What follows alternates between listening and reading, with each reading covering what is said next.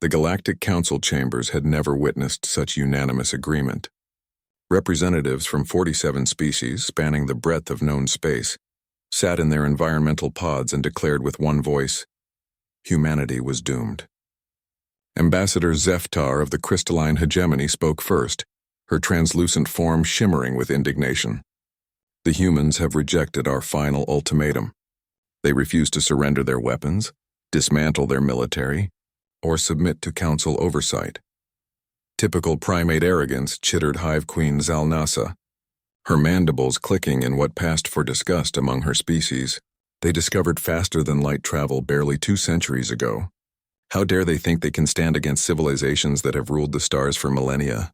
The Voidborn representative, a being of pure energy contained within a magnetic field, pulsed with agreement. Our combined fleet's number in the millions. Their pathetic system has perhaps a few thousand ships at most. This will be a swift lesson in cosmic hierarchy. High Counselor Varntek, the ancient leader whose species had founded the Council 8,000 years prior, raised his 6-armed form to address the assembly. Then it is decided. The human experiment ends. Their stubborn refusal to accept their place has forced our hand. We launch the final armada in one standard cycle. Chapter 2. Earth's Response. In the depths of the Pentagon's sub-basement, Admiral Sarah Chen stared at the holographic display showing the massive alien fleet assembling at the edge of the solar system. Ships the size of cities, weapons that could crack moons, technology that made humanity's best efforts look like stone knives. "Ma'am," her aide whispered, "the alien transmission is repeating on all frequencies. They're demanding unconditional surrender within 72 hours. Chen's weathered face broke into a grin that would have terrified any alien who understood human expressions. "Get me the president, and patch this through to every human settlement from Mars to the Kuiper Belt colonies." Within minutes, President Martinez's voice echoed through every human habitat in the solar system.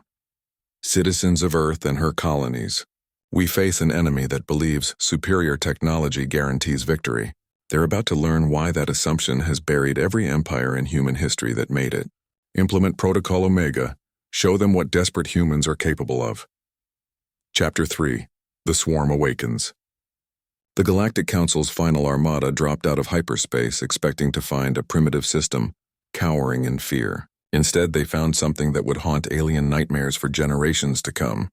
Where Earth's asteroid belt had once been, a cloud of metal swarmed like angry insects. Millions upon millions of small craft, each no larger than a human fighter, moved with purpose that defied comprehension. Behind them, the planets themselves seemed to writhe and shift. "Impossible," breathed Zeftar as her sensors tried to count the human ships. "Where did they manufacture so many vessels?" The answer came as the swarm attacked. These weren't traditional spacecraft. They were converted civilian vessels, mining equipment, cargo haulers, even personal shuttles. Every human who could pilot anything had volunteered. Grandmothers flew mining ships loaded with explosives. Children barely old enough to see over control panels guided cargo containers filled with antimatter. But the true horror wasn't the numbers, it was the tactics. The humans didn't fight like any known species. They didn't form battle lines or follow standard engagement protocols. They swarmed like the insects they were named after, sacrificing themselves in coordinated strikes that maximized damage while minimizing their own survival. Chapter 4. The Price of Underestimation. Admiral Thexivore of the Council's primary battle fleet watched in growing horror as his flagship's shields failed under the assault of what appeared to be a human garbage scow loaded with nuclear warheads. The pilot, a graying human female, saluted through her cockpit window as she detonated her cargo, taking out 3 Council destroyers in the blast. "They're insane," he transmitted to the other fleet commanders. "They fight without regard for their own survival." "That's not insanity," came a cold human voice over the communication channel. Admiral Chen's face appeared on screens throughout the alien fleet. "That's determination. You wanted to extinct humanity. We decided to show you exactly what you'd have to extinct." The human swarm adapted faster than any military computer could calculate. When the Council forces used energy weapons, the humans deployed reflective chaff clouds. When they switched to kinetic bombardment, the humans used their small size to weave between projectiles. When they tried to retreat, they found their escape routes blocked by human ships that had somehow predicted their movements. Chapter 5. Evolution in Real Time. What the Council failed to understand was that humanity had spent centuries perfecting one skill above all others: learning from their enemies. Every alien technology they encountered was analyzed, reverse-engineered, and improved upon with terrifying efficiency.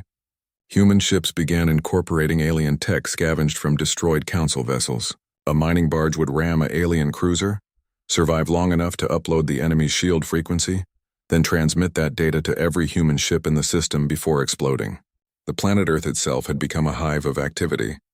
Deep underground, manufacturing complexes that hadn't existed a month ago pumped out new vessels using designs that evolved hourly. Human engineers didn't sleep.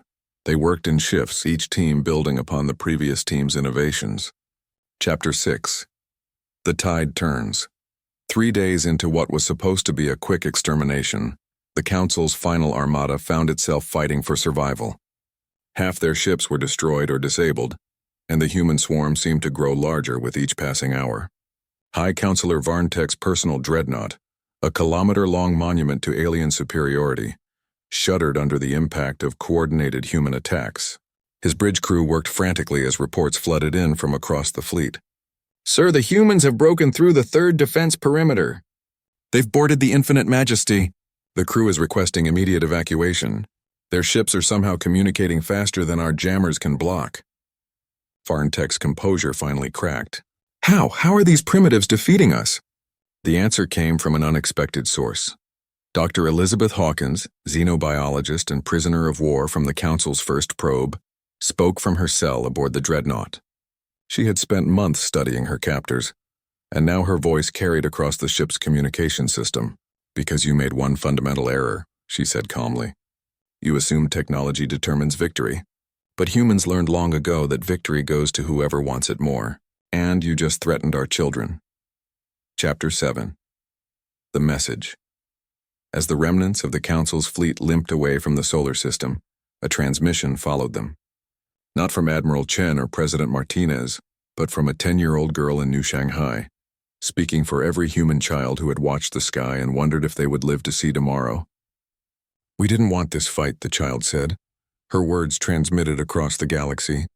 "We would have been happy to trade, to learn, to be friends, but you decided we didn't deserve to exist. So we showed you what humans do when someone threatens our home. Remember this lesson. Share it with everyone you meet among the stars.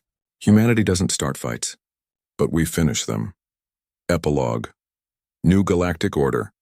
The Galactic Council never fully recovered from the Battle of Sol. Within a generation, the rigid hierarchy that had ruled the galaxy for millennia crumbled as younger species realized that technological superiority meant nothing against determination and adaptability. Humanity joined the galactic community not as subjects but as equals. Their reputation preceded them to every corner of known space. The species that turned a death sentence into a declaration of independence. The Council had declared humanity doomed. Earth had responded with 4 simple words that became the motto of human space forces: "Come and take it." In the end, they learned that humans didn't just survive in the universe. They thrived by refusing to accept that survival was enough. Word count 1,000 words.